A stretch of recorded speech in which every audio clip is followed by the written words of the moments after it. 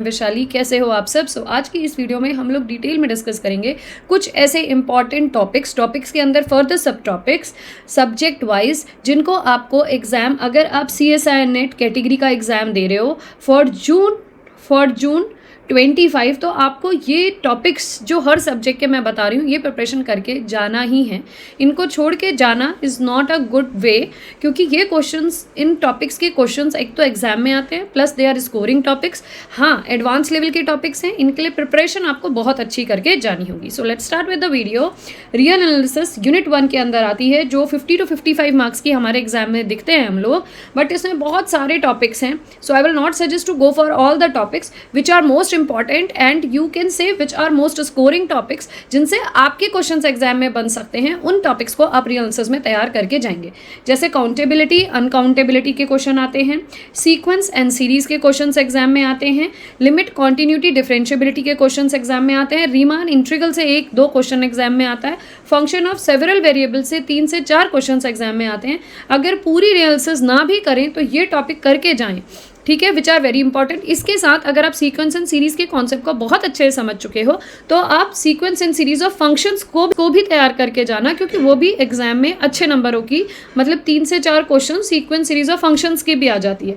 And I will add it in the last. अगर ये वाला टॉपिक तैयार है और ये टॉपिक तैयार है, तब आपको हेल्प हो जाएगी sequence and series of functions की, क्योंकि कॉन्सेप्ट यहीं से आ जाएंगे उसमें, ठीक है। नेक्स्ट, लीनियर अलजेब्रा की बात करें तो लीनियर अलजेब्रा 40 to 45 मार्क्स के एग्जाम में आती है, जिसमें मैं एडवांस टॉपिक लेके चल रही हूँ, जिनसे क्वेश्चंस एग्जाम में आते ही आते हैं।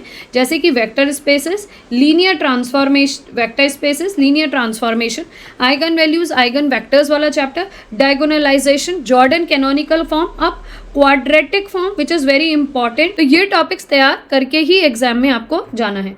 Moving to the next, complex analysis, जो हमारी सेकेंड यूनिट का पार्ट है, जिसके अंदर 30 to 40 मार्क्स का कंटेंट आता है, जिसमें जो बहुत मेजर इंपॉर्टेंट टॉपिक्स हैं यहाँ आपके analytic function, singularity, Cauchy integral, bilinear transformation and radius of convergence.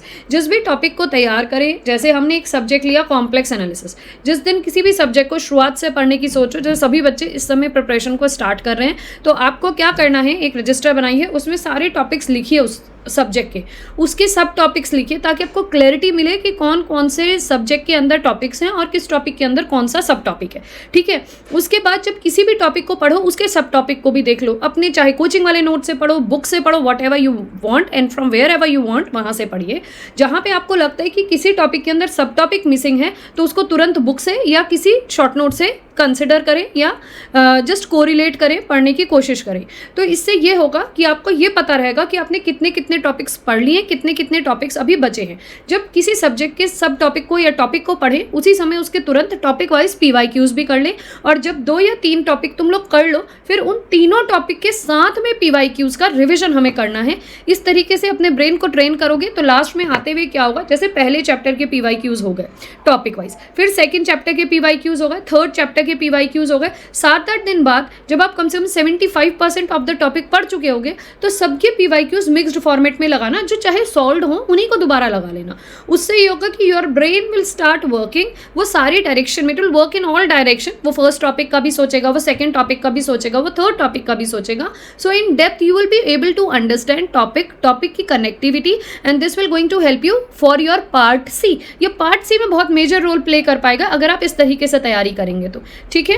तो स्टार्ट करते हैं कॉम्प्लेक्स एनालिसिस के जो इंपॉर्टेंट टॉपिक्स मैं आपको बता चुकी हूँ, analytic function, singularity, Cauchy integral, bilinear transformation and radius of convergence.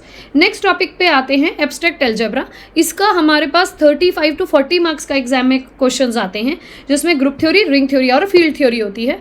Group theory के अंदर सब ग्रुप के बारे में, नॉर्मल सब ग्रुप के बारे में, परम्यूटेशन ग्रुप के बारे में, ग्रुप होमोमॉर्फिज्म के बारे में एंड साइलोस थ्योरम से क्वेश्चंस आते ही आते हैं।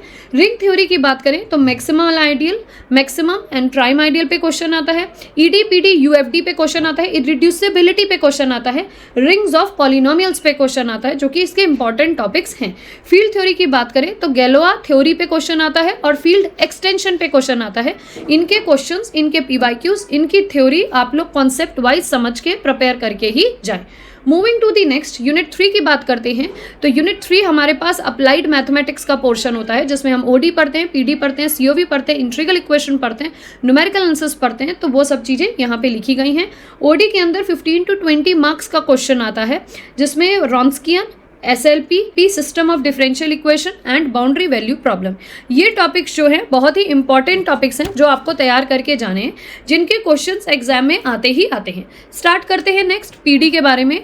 तो पीडी 15 to 20 मार्क्स की एग्जाम में आती है, जिसमें first order of PD Lagrange वाली हो गई, फिर classification of PD very important, and heat and wave equation को तैयार करके जाएं। Moving to the next numerical analysis, जो 12 से 15 मार्क्स का क्वेश्चन एग्जाम में आते हैं। इंटरपोलेशन, एक्सट्रापोलेशन पे आता है, न्यूमेरिकल इंटीग्रेशन पे आता है, solution of algebraic and transcendental equation पे क्वेश्चंस आते हैं।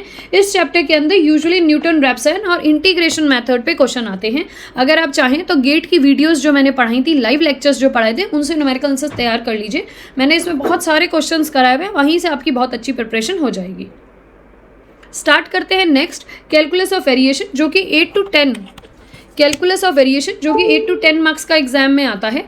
इसमें Euler Lagrange equation, isoparametric problem and sufficient condition for an extremal, ये वाले क्वेश्चंस तैयार करके जाएं।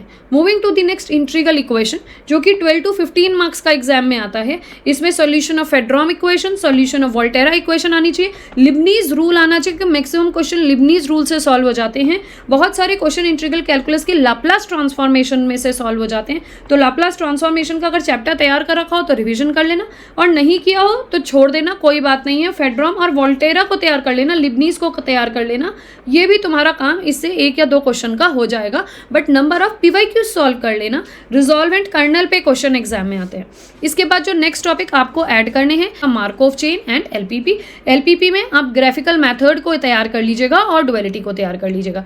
ठीक है, तो आई होप इस वीडियो से आपको पूरी क्लैरिटी मिल गई होगी कि कौन सी यूनिट में कौन से टॉपिक्स हैं, कौन से सब्जेक्ट्स हैं, किस सब्जेक्ट के अंदर कौन से सब टॉपिक्स हैं जो आपको तैयार करके जाने हैं, कौन सा सब्जेक्ट कितना वेटेज रखता है, और आप किस तरीके से अपनी प्रिपरेशन को करेंगे। सो सबसे पहले सिलेबस एक बार कहीं लिख देना पॉइंटर्स के रूप में, और फिर उसकी प्रिपरेशन को शुरू करना, ताकि तुम्हें ये पता रहे ये टॉपिक हो गए हैं और ये हमें अभी और करनी है। सो आई होप ये वीडियो आपके लिए हेल्पफुल रही हो। अगर अच्छी लगी तो चैनल को जरूर सब्सक्राइब करें और क्लासमेट्स के साथ जरूर शेयर करें। Till then good bye and take care and thanks for watching this video.